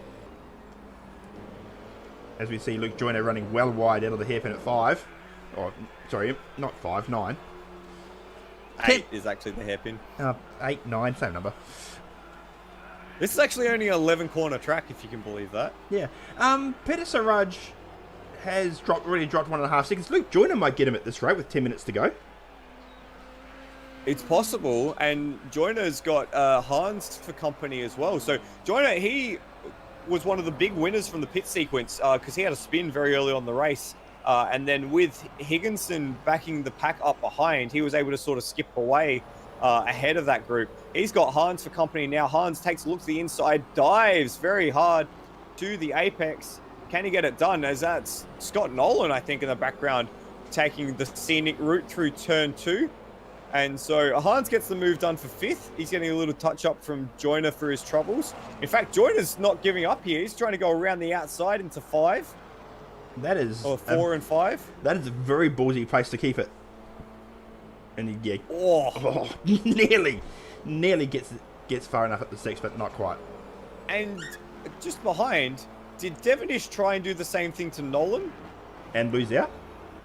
Yes, he did. Just bring that up on a replay. He got very close to the rear as well of the HSV. I think Termo's maybe on fresher tyres. Oh, no, Termo, Devonish actually made a bit of contact. Oh, that's not Raven. That is not Raven at all. Out front. Here you go. New fastest lap of the race is from Termo at the moment. Yeah. Yeah, he just set, if I can find it, a 32.2. Great lap from Termo. Obviously, his pit stops late in the race have given a bit of fresher tyres over the opposition. And he's got a bit of clear air. He's making the business. Meanwhile, 4 seconds out in front. Yeah, I was about to say Wayne Spencer's really doing a job here. Last lap around a 33.2 versus no time for Lone Mitch, so he had a track cut on that lap.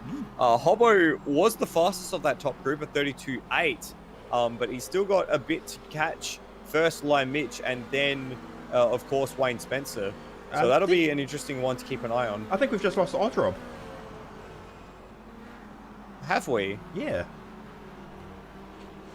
You investigate that, and I'll call this battle between Limich and Hobson, which is about to get quite tasty. Hobson on an absolute tear at the moment. I think you might be right. Oz-Rob is disparu. Yeah, and he's DNF, so unfortunate for him. It looks like he's coming to the pits as well, so he came into the pits to DNF, which is unfortunate. Just a good old-fashioned abandon. Coming through the hairpin now. No, we're gonna go back to the battle for sixth here, because it's 3 wide into the hairpin almost between Morrill, Joyner, and Nolan. And Devon. So Joyner's lost out here because it was only 3/4 of a lap ago as Nolan's on the grass trying to pass Joyner. That Joyner was getting passed by Hans. So he must have made a mistake or is suffering some tyre drama because he's dropping down the field like a stone at the moment. Yeah, well, it was just 2 laps ago. We're saying he was pushing up towards the Sierra. Yeah. So he's got a mirror full of Scott Nolan at the moment, who in turn has a mirror full of Will Devonish. As they come through turn 1. Yep, Scotty Nolan. I don't know. Scotty Nolan's, I think, it's been held up a bit here. Through turn 1. Not quite the outright pace, and there he goes down the inside of 2. Should make this move stick and should now start pulling away. Can Devonish... Oh, Devonish was coming in hot. I think he was trying to make a move where there was not one to make. It's important for Devonish here to try and wrap around Joyner as soon as possible so he can stay in contact with Nolan. And he's going to try that down the inside of turn 4. Forces Joyner a little wide. And he's going to try and get the over-under into 6. No, he's going to try, but he can't get it done. Oh, he's going to try and get it done anyway. Oh, that's a bit much from Will, and yeah, he backs out of it straight away. So I think Will's overdriving a little bit as we've got battle on for second place. We have. Hobson's actually got the move done already. Wow. Sorry, I only just caught that in the front of my shot, so let's have a look on that on the replay. Yep, just bring it up replay now. Outside of the hairpin, just I think Ryan Mitch made it a little bit. I was going to say made it easy, but they went too wide on exit, and Hobbo just outdrove him. Nicely done. So 6 seconds is the gap between the 2 leaders, between Wayne Spencer and Brendan Hobson. Walshy in chat, he knew there was a crap show coming, so he quit.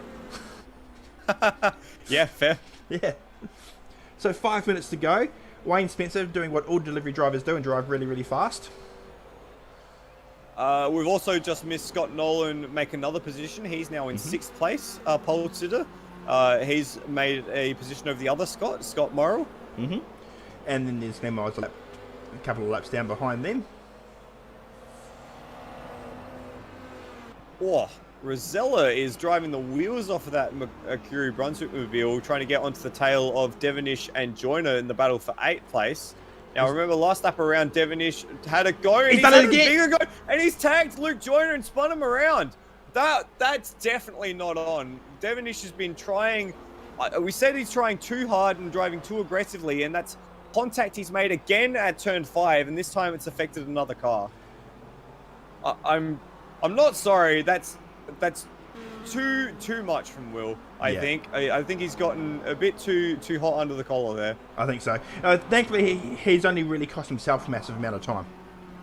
Well, it did also cost Luke the chance of defending his position against the other Luke. Yeah. But you could see that going one way more than likely. So, I guess he played himself. He did. But remember, he's taken his drop round already. He's already had a DNF. So if he, this result is as well is going to be not a great result.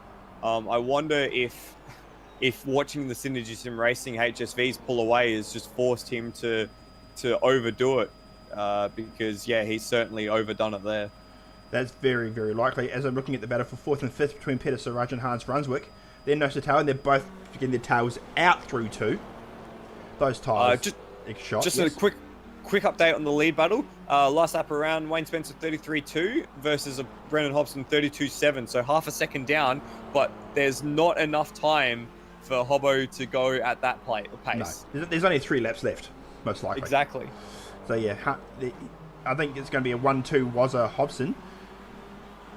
But this 3rd place should be Lime Mitch at the moment, but this battle for 4th is raging. Can Hans get it done? He's got to get it done before they get onto the straight. And Wedding is a crafty character. He knows how to position his car and does a good job there blocking off the inside line to the hairpin. And so Hans has to drop back in behind.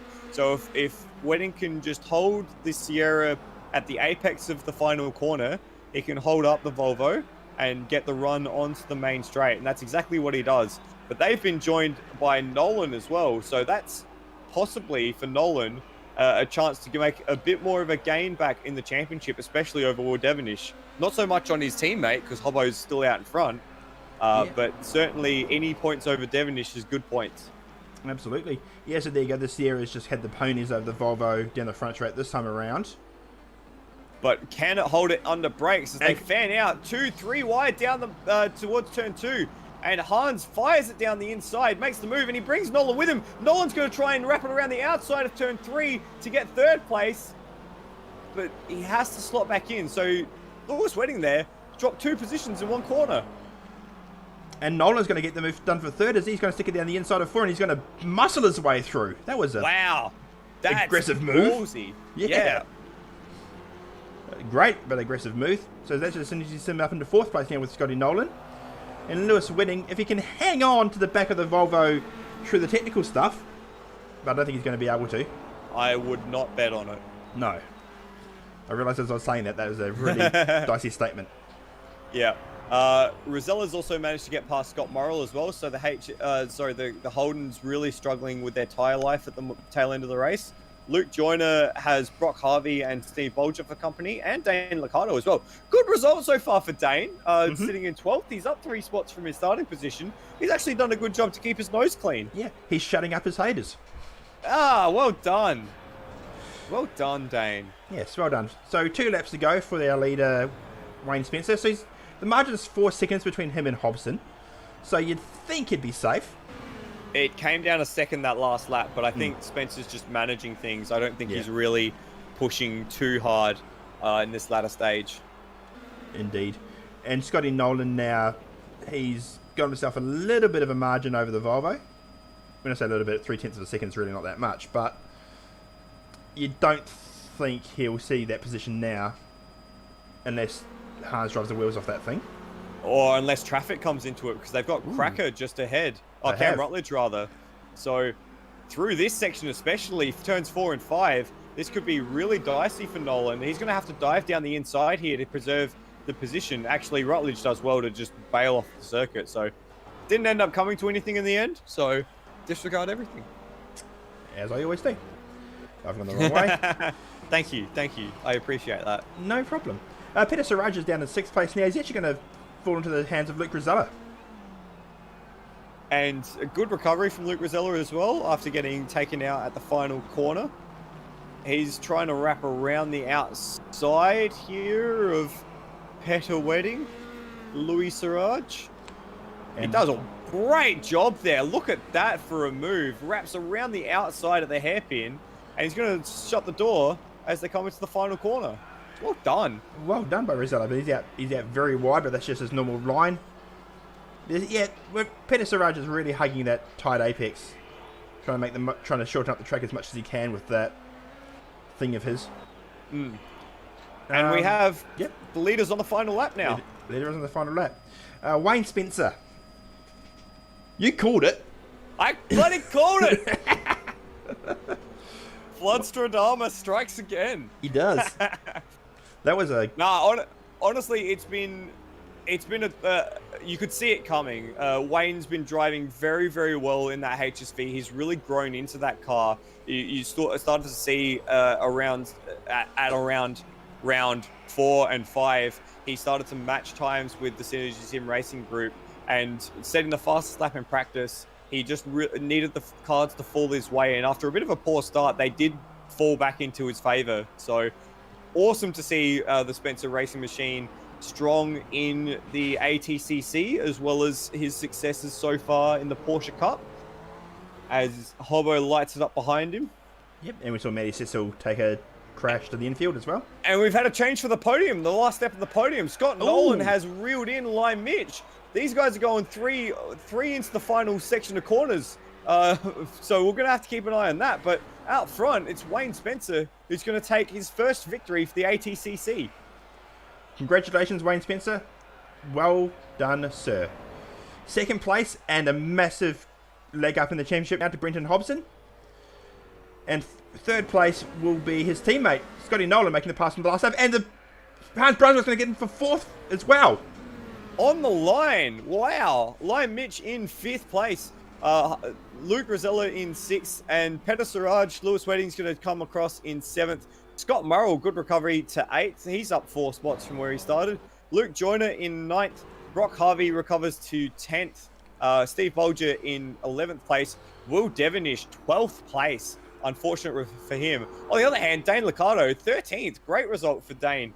Rasmussen struggles home to 14th. And then we've got a few lap runners to fill in the gaps. And that was... And breathe. Yeah. we say it occasionally after these races, but definitely after this. Breathe. That What was a mental race. Madhouse. That was crazy. That was incredible. That battle pack, after, not just at the beginning, but after the safety car restart, was just incredible racing. I don't know how these guys do it week in, week out. Well, and you know that these guys at the back would have just been, well, ways to drive, we just had a massive smile on their face. Oh yeah. We had smiles on our face watching it. These guys in the middle pack, maybe not Higginson after he got turned around, but certainly that group there, they would have had just an absolute blast of a time. Yes. So we hope the 14 viewers we had watching it live enjoyed the hell out of that. That was something. Hang around for driver interviews because Wayne Spencer, is he in the booth yet? Not quite yet. Not He's quite just yet. returning to the lane now. Okay. So I think he's taken the time to really soak in that victory. As he should. That was an incredible drive from him. Made the most of the safety cars. And just, yeah, fastest laps. Did he end up with the fastest lap of the race? No, it was Termo who ended up with the fastest lap of the race, 32.2, down in 15th place. Mm-hmm. But he was just consistent and quick all race, so... Yeah, he made the safety car work for him, and I think the guys at the head of the field got a little unlucky with the timing of the safety car. We'll talk a bit more of that maybe in the full wrap-up, but we're just waiting for the leaders to jump in the booth with us. Which hopefully shouldn't be They're too much taking long. their sweet bloody time. Do we want to chat to someone else in the meantime? No? You can say no. Nah, sorry guys. I appreciate you being here, but the last thing we want is to have to cut something off short. We got, just for people's information, we've got Dane Liccardo and Scott Murrell in the booth. They've just jumped in. We are still waiting on our winners. You know what? I'm going to go chase this up. I'll be back in a second, Kiwi. All right. Oh, no, he's just turned up. Wayne, congratulations. Yes. Oh no, my first win! Woo! Well done. I think you'll be very pleased to know that at the very beginning of the race, I called you as my favorite, as the race winner. So congratulations on that as well. But you really got off on the wrong foot at the very beginning of the race. Talk us through the start. Yeah, shocking. I don't often start without traction control on, so yeah, I didn't want to bog it down, so I held it flat to start with and then took my foot right off and it just died. And it just took forever to get going again. Yeah, so you dropped a few places at the beginning, but that mid-race safety car really played into your hands. What made that work for you and not for some of the other drivers? Yeah, I don't really know, to be honest. I think I was sort of coming up to the pit lane just as it got called, so I went straight in. There was others that did too, but I don't know why they didn't, and I don't know whether there's a bit of a mix-up. Some pitted, some didn't think they could, so it was a little bit messy. But yeah, I came out and just tried to. In the first one, I had a bit of a touch, like got blocked when I was on the inside of turn 2, and that spun me and killed my tyres a bit. So I didn't have a lot of traction then. I managed to catch up a little bit, but wasn't great. And then the second one, luckily, let me change those tyres, and then I felt pretty good. Yeah, and you drove pretty good as well, making it through the few who hadn't pitted and then making the pass, if I recall correctly, around the outside of Line Mitch in turn 2. I've got to say, though, it's been a bit of not a long time coming, but you could certainly see this result coming. You've been improving in that HSV throughout the season. Do you feel that you've got a handle on that car now as we get to the tail end of the season? Nah. I think I always feel like I'm up in the top 5 or 6, but I'm a terrible qualifier, and that kills me. That just sets me back and makes it very difficult, really. But you qualified well tonight, and your race pace was what ended up delivering your first race victory in ATCC, and I think in AMSOS as well. So congratulations, Wayne Spencer. Thank you, and go the power, by the way. Boo! As much as I have to agree as a South Australian, I'm not happy about that. I can't let that slip this year. Yeah, We're fair on a enough. roll. Fair. Does it really count though if it's 2020? It counts more. Stop saying that. That's fine. I'll move on to the rest of the podium. We had Brendan Hobson come home in second place. Brendan, what a race from you. Firstly, that first lap. You started from the rear of the grid, and by the end of the first lap, you're in 14th. How do you keep doing that? Because you shouldn't be possible. I mean, I'd rather it if I didn't have to do that. Yeah, that's fair.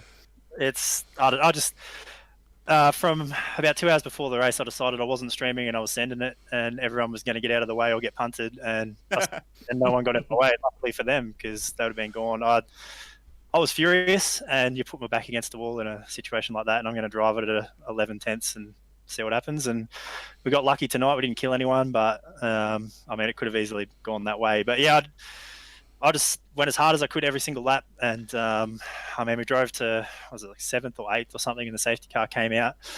I rolled through the lane. My understanding is you can't pit on the first lap under safety car in any series in TCAC or AMSOS because it triggers problems with the safety car. So I just rolled through the lane, came out the other side. I was already committed to the entry and didn't realise there was a safety car even out when I came down. So I rolled back out the other side and went again. Came back the next lap. It didn't hurt me. I ended up behind Hans anyway, pretty much, which is where I was before the pit stops. And I don't really know what happened because we were back in like 24th or something again for the restart. And I was like, right, go again. And it was a bit of a mixed up bunch, I guess, with people and track position and ace and all that sort of stuff after the restart. So it was a huge mess, and I sort of just got lucky. We'll go with luck more than good management tonight. Well, I mean, you say you got lucky, but we've seen this time and time again whenever you've had to come through the field, whether it be because of poor qualifying, whether it be because of a penalty, whether it be because of pit strategy.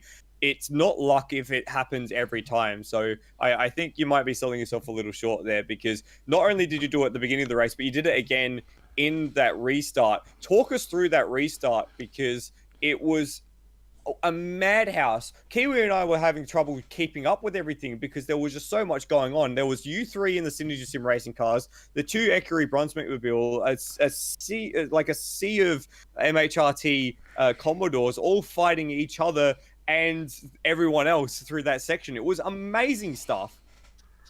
Yeah, it was a bit messy, a lot of banging doors and stuff. Again, I know you say it shouldn't be, but I put it down to luck. I mean, you bomb it into a braking zone, you pick a line, and you hope no one ends up in front of you, because in these cars, you can't stop them any quicker than you can stop them, which is not very well. So you commit to a braking line, and, a few times the guys bottled up on the inside or something, and I just managed to outbrake a few on the outside and that sort of stuff. And I just sort of got lucky with just the way the cars checked up in front of me a few times. Like, I mean, you look at Scotty and Damo, they were the opposite. They got bottled up and in trouble and bits and pieces. You know, I managed to round those guys up because they were getting stuck with other cars, and it could have quite easily gone the other way. I mean, I feel real bad for those two because that was their race. There was no doubting it. There was no challenge to them tonight, I don't think, until everything got them buried at the back in the safety car. So I feel bad for those guys. Scotty salvaged a good result, which is great for him and good for the points and keeps him right in the hunt, which is good and bad for me. But that's just the nature of this sort of racing, especially once you get the field mixed up with, you know, fast and slow guys all over the place. It makes for carnage. I'm surprised it wasn't a lot worse, if I'm honest. Oh, it was brilliant. We loved it. It was something else. Just a quick final comment. We mentioned the championship. Great race for the HSVs tonight, locking out the podium. You go into the final round of the series after coming through the field from 26 to finish on the podium. That's astonishing. And with a significant lead because of a problem to your direct championship rider and then your teammate behind you. 1 round left. What's the strategy? What's the idea? Are you thinking championship with 1 round left, or are you still thinking, no, let's just take this race? An hour ago, I had considered the championship was gone anyway, so it didn't matter. I was just racing as hard as I could, and really, I mean, that's how I approach I don't even know where the next track is. I mean, it's just one race at a time for me, and hope for the best. It's taken me all season to try and get a handle on the car. I still don't feel comfortable, but this is the first time this week that I felt like I was fast, and I had to start last. I was furious. I felt like I wanted to have a crack at qualifying because for the first time I felt like I had something for everyone else. But I don't even know where we go next, if it'll suit our car or what. But the points are important and everything, and I'm sure that before the green flag I'll figure out where we need to be relative to the others. But in saying that, it's about just going as fast as you can every time you hit the track, really. Awesome philosophy there, Brendan Hobson. Congratulations on coming through the field to take second place. Thanks, guys. And third place tonight was the pole sitter, Scott Nolan. Scott, firstly, cracking lap in qualifying, the only man to drop into the 30s, 1 minute 30s. So that's a nice little feather in your cap. But not quite the result you were after, thanks to the safety car there. Just tell us what happened from your perspective. Yeah, quality doesn't mean anything really. It's just where you start. It was good to get the speed, but at the end of the day we didn't get the result that we wanted, especially where the other two were starting. So that's disappointing. First off, big congrats to Wayne. He's shown some really good improvement over the last few months. So for him to get a first win in AMS Oz and also ATCC is really good for him. So congrats to him. He's been showing some really, really good pace, in his Commodore. Hobbo, it's a championship drive. What do you say? It's pretty much going to, put him pretty hard to beat now. And as he said, when his back's to the wall, he put in a stellar performance. Me, I'm not sure. We had a little bit of contact with Ozrob there at the final corner. I felt like we were right up beside him. And so, I don't know. I think, I'm not sure what's going to happen with that, but we'll just wait and see. But yeah, we had a tough race. It was really tough. My understanding was that you couldn't pit on the first lap of the safety car. Apparently that changes from series to series. As I thought, it was a safety rule feature brought in by the organisers to, stop the safety car glitching out. And, they change it, and I wasn't aware. I don't think it's been spoken about. It wasn't spoken about in the driver's briefing. It wasn't spoken about in any driver's briefing that I'm aware of. So I'm disappointed in that. So that's racing. Even if it was a rule, it wasn't a rule. I don't think me and Rasmussen would have made the lane, just where it came out. Yep. So we would have ended up in the same predicament. It was just disappointing, in the end to sort of have that. It was sort of probably 5 seconds too late, and we could have probably swung to the left and dived in. So that's racing. Yeah, that's certainly unfortunate, and one of those little things about racing that sometimes you can get caught out for being in a good position. In saying that, though, as much as it's disappointing to lose out on a chance for a race win, you charged through the field in the latter stages there. I think in the last 3 laps of the race, you went from 8th to 3rd. It was an astonishing run to the flag. How did you have that much pace over the guys you were racing at that stage? I'm not too sure. I was a bit surprised that Mitch fell back as quickly as he did. Once we got past Hans and we sort of got through the Devonish car there.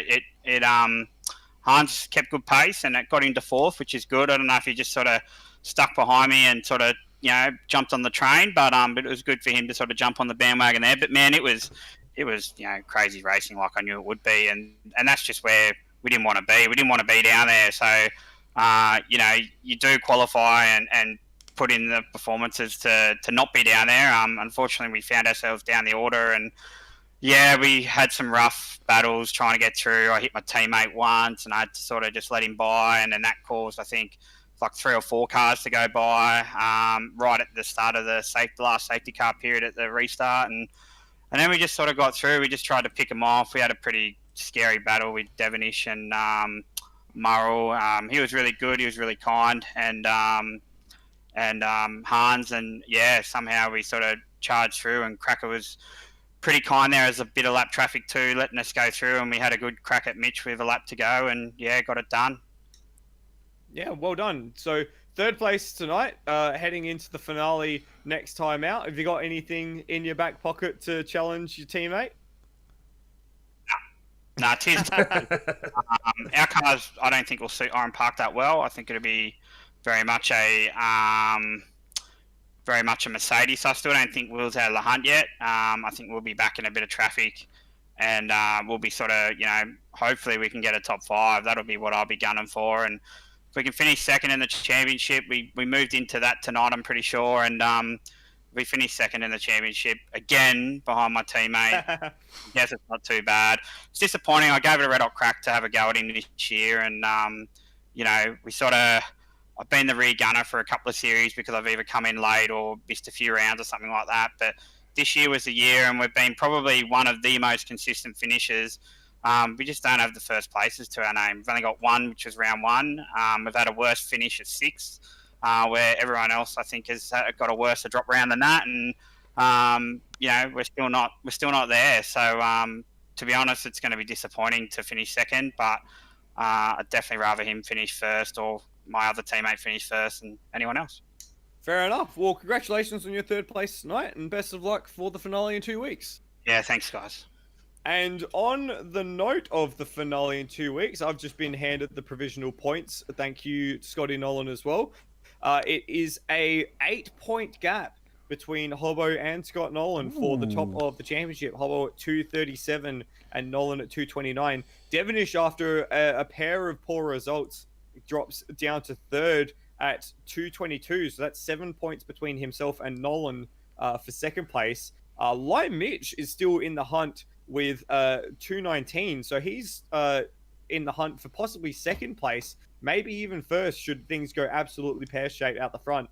And Damien Rasmussen sits in 5th, just over 200 points. So a little congested at the tail end of the podium, but it's that man again. It's that man every single time. It's Brendan Hobson sitting in the top of the timesheets, top of the championship with 1 round left. Doesn't it just bore you after a while? Yeah, it's like Mercedes and F1 all over again. Yeah. Well, mind you, if the racing's as good as we see tonight, I don't think it matters too much.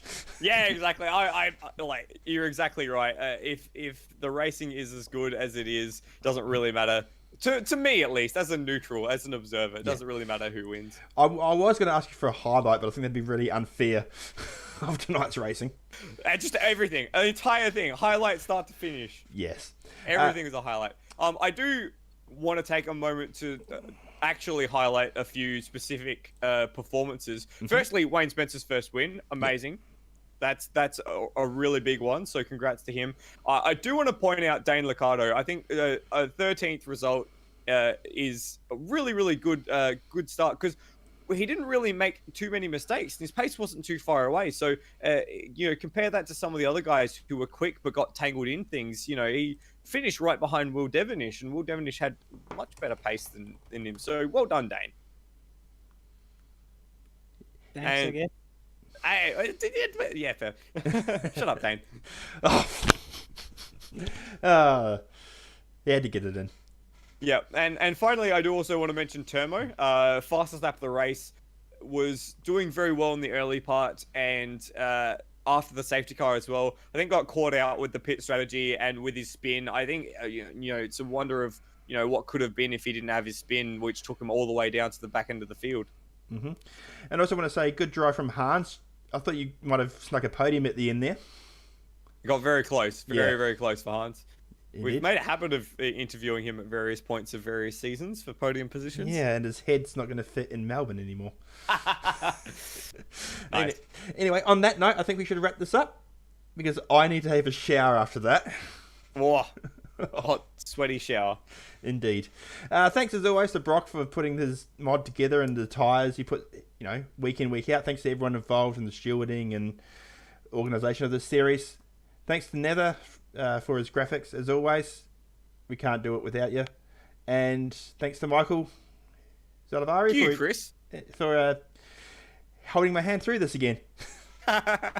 It's a good team effort, I think. It is. But on that note, we should say goodbye. We'll see you in a couple of weeks' time for the finale at Oran Park. Till then, I'm Chris Riddell. That's Michael Zalavari. We'll see you later. Peace out. Now, I've got to stop the stream.